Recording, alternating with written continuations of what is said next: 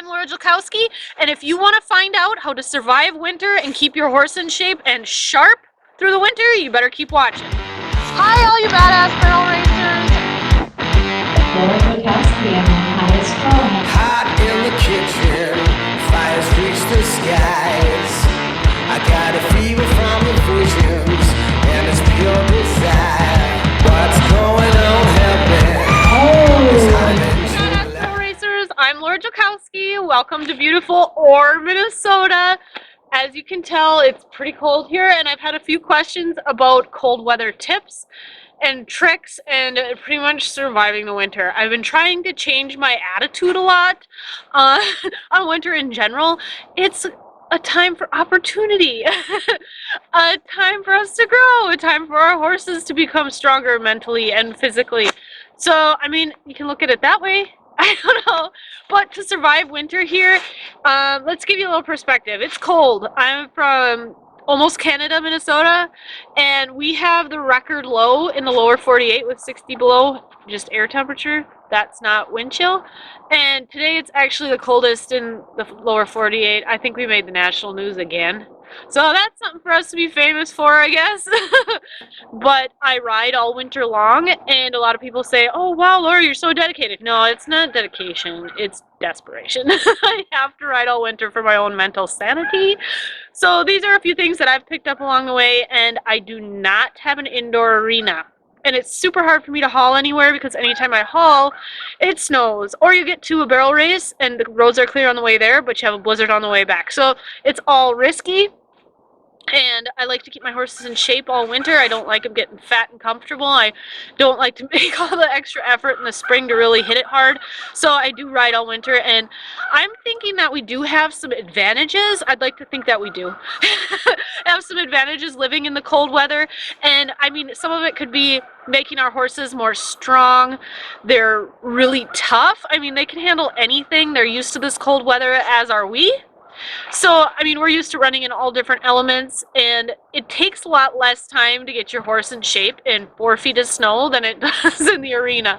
So, that, I mean, it's all advantages. They have really strong stifles, I guess. My regular cold weather routine, I usually have about 3 hours to ride in the morning from 9 to noon because I don't have the kids at that time. So, what I do in the morning, I'll get up at about 7 when the girls are eating their breakfast or whatever, and I'll go feed them, and I'll throw on their fleece blankets, and that's just to warm up their body, maybe get rid of any ice or snow that might be on their back, and really warm up their muscles for me before I go ride them. So that's at 7, so they'll probably have their blankets on a couple hours, and I don't like to ride them within an hour of feeding them.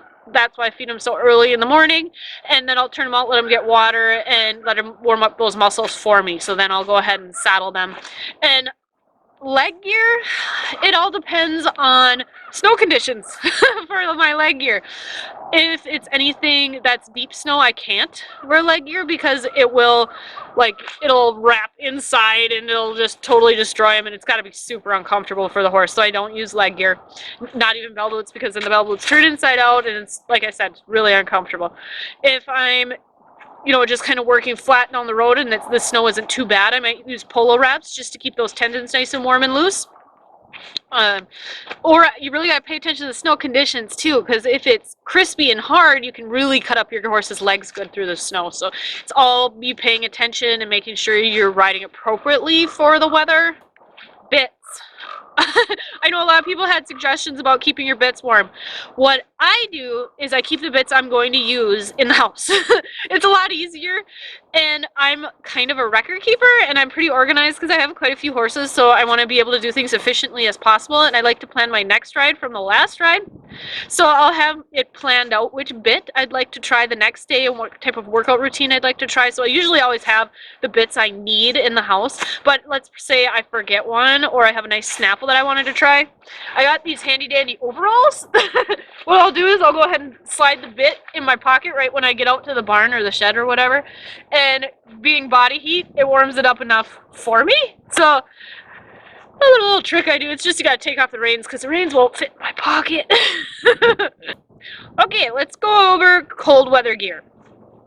Me, I'm not one to go out and buy a bunch of things. I live pretty remotely, so going to the store is even just the biggest pain in the ass. So I have always learned to use what I have. So I'm not going to show you new fancy gadgets or anything like that. It's just going to be what I wear, and I love my bibs. I have these kind, and I have the insulated kind. They weigh about 50 pounds. So I get my workout in the winter, and I guess I don't mind it. I have a few different jackets. I have one that I wear. I'm not specific to any of those either. I have my good old Carhartt jackets too. My mud boots, I have those. I always wear neck warmer. And I had a cool tip from Janet Harrison about using rubber gloves underneath your regular gloves. These aren't my regular gloves because I got my other ones wet from filling water tanks. But I'm going to try that. I love that idea. And keeping your hands not only warm, but dry. I wish they made them for kids too. If they make little tiny rubber gloves for kids, I could slide under their mittens, that would be awesome. Like, sometimes I'll wear my helmet in the winter just to keep warm too. I'll wear a snowmobile like helmet. I don't even know what they're called. Underneath my regular helmet, my horseback riding helmet, because otherwise your ears get really cold in those. I have also worn my snowmobile helmet riding. I don't know if I want to admit that to the public, but I have.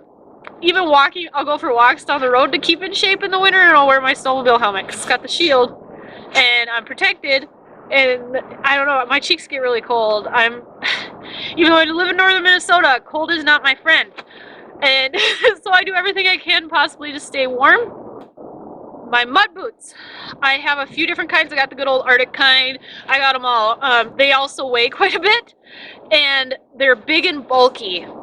And they're not exactly the safest for riding. I'm going to caution you right now, if you fall off in those, there's a good chance that your boot's going to get stuck in your stirrup. So, you really got to use caution when riding in them, but I do because I want to stay warm, and that's a priority to me. Wool socks and long underwear are also a priority, but the mud boots I really can't live without. Also, lower your stirrups a notch or a couple notches when riding in them because the soles are a lot thicker than my cowboy boot.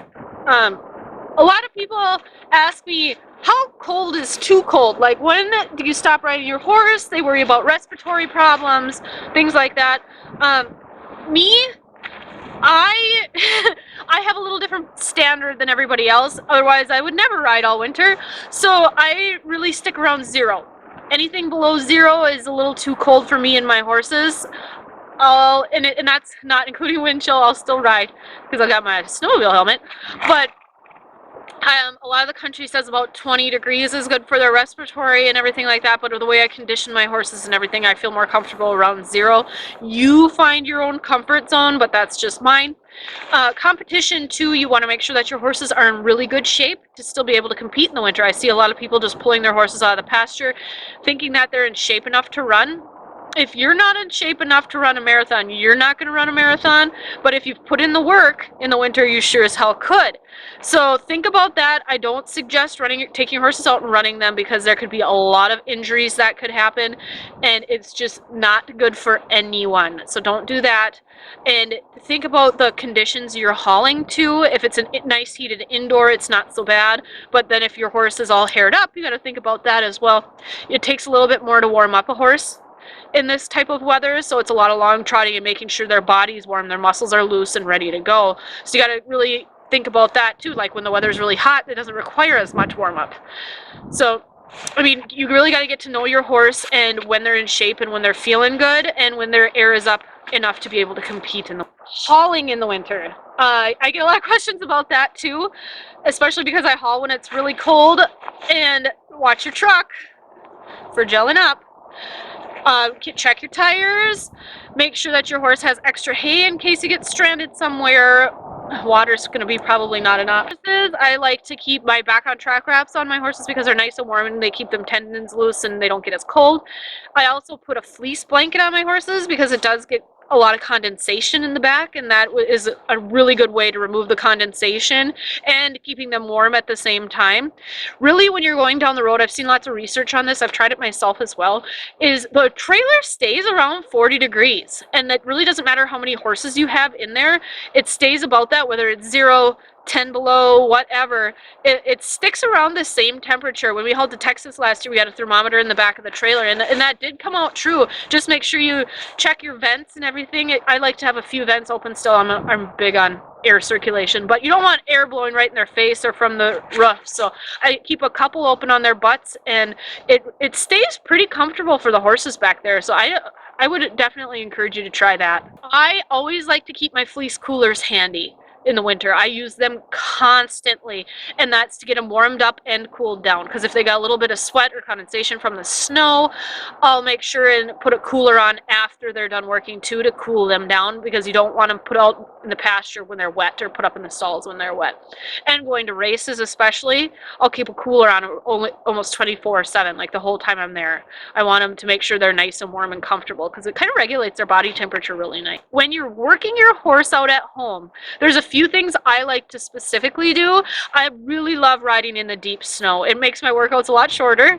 Horses are happier. They love it. You wouldn't believe how much horses love that. Like, I've had a few blown up horses that have been really soured. They love northern Minnesota winter. They just get to go and work through the snow, and it doesn't take that long, 15-20 minutes, and they get a nice, really good workout. It's good for those muscles. They get really strong really fast, and you don't have to do much. I mean, it's a little bit more riding because it's a little bit more up and down, but it's good for you too. I really don't like to put any restrictive headgear on them. That'd be like tie downs, any type of martingales, because they're already working hard and they're lifted in their back. So if you put more on them, they have nowhere to go. Let's say they slip and fall in the hole or slip on ice while they're doing this too, or, I mean, they're working hard through the snow. They slip and then they hit that end of the tie down. I mean, they have nowhere to go and they're really restricted. So I really don't even ride them in a breast color either, because I've had my buckle underneath down here get frozen shut. So I don't do that either. It's just a saddle and any old bit, and you don't even need that much of a bit because they enjoy working in the snow so much. So lots of Hackmores, saves you on warming up your bit too. It's awesome for them. I mean, if we have that one advantage, we might as well use it. If you have more tips and tricks, feel free to go ahead and put them in the comments. Please let me know you've tried them and they work. I would love to hear it. Let's keep each other motivated about it too, because it's really easy to sit in the house and be nice and warm and cozy rather than put on all this gear to go outside to go ride our horses. So let's motivate each other and let's get riding all winter, because our horses are gonna love it. Be sure to subscribe, ding the notification bell, and follow along with us as we have more cool tips and tricks to keep you going all through the winter. Trust me, I got a ton more, and keep you motivated throughout this wonderful time of the year.